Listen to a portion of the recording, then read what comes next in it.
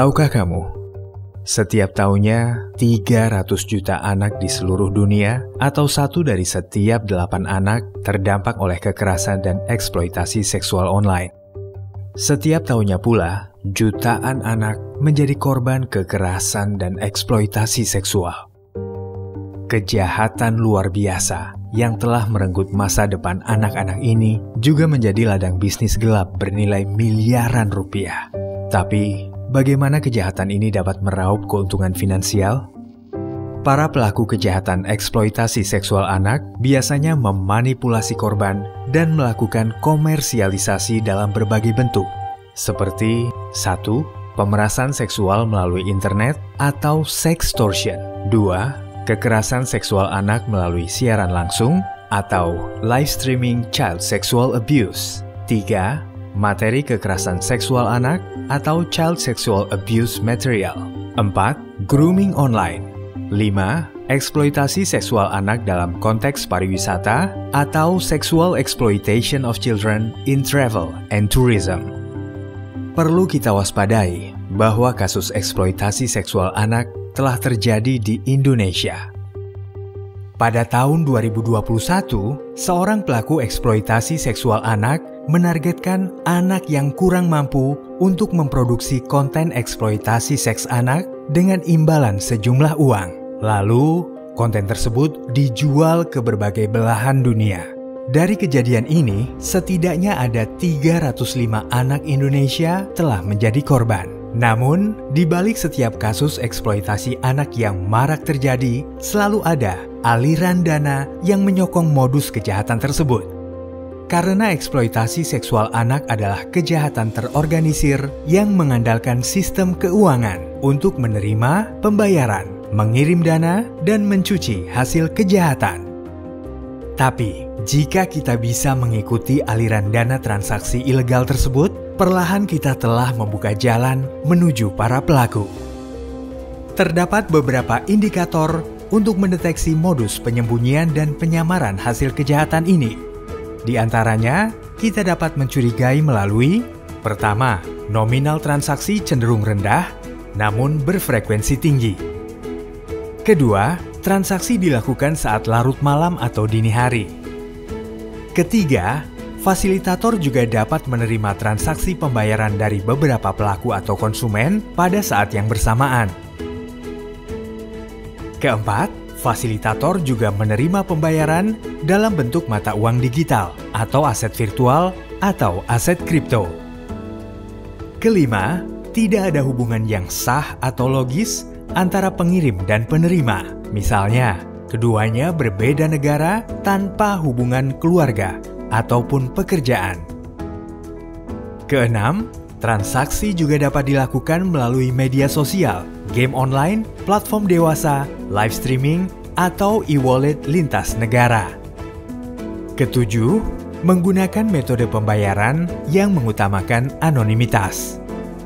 Kedelapan, lokasi transaksi terhubung ke yurisdiksi berisiko tinggi seperti Malaysia, Filipina, Thailand, Kamboja, dan India. Kesembilan, demi menutupi modus kejahatan mereka, dalam keterangan transaksi pembelian konten, biasanya tertera untuk bantuan finansial anggota keluarga atau kalimat yang berbau seksual. Saya Ivan Istiavandana, Kepala Pusat Pelaporan dan Analisis Transaksi Keuangan, menegaskan komitmen PPATK dalam mencegah dan menangani tindak pidana eksploitasi seksual anak, khususnya yang terkait dengan transaksi keuangan mencurigakan. PPATK terus berupaya mendeteksi, menganalisis, dan menghentikan aliran dana yang diduga terkait kejahatan ini, serta bekerja sama erat dengan aparat penegak hukum dan para pemangku kepentingan. Kami percaya melindungi anak adalah tanggung jawab kita bersama, melindungi anak adalah masa depan Indonesia. OJK berkomitmen penuh untuk mencegah dan merespon setiap transaksi mencurigakan yang berpotensi terkait dengan kejahatan tersebut. Melalui penguatan sistem pengawasan, kerjasama lintas lembaga, serta peningkatan kewaspadaan di industri jasa keuangan, kita berupaya untuk memastikan bahwa celah bagi kejahatan ini akan tertutup rapat. Saya, Filianingsih Hendarta, Deputi Gubernur Bank Indonesia, berkomitmen penuh untuk mendukung pencegahan transaksi mencurigakan dalam sistem keuangan sebagai bagian dari pemberantasan kejahatan eksploitasi seksual anak atau ESA. Bank Indonesia terus memperkuat pengawasan terhadap penyelenggara jasa pembayaran guna mencegah aliran dana hasil kejahatan sekaligus mengedukasi masyarakat agar bertransaksi dengan aman dan waspada terhadap berbagai modus, khususnya adalah anak dan remaja yang menjadi target utama edukasi perlindungan konsumen.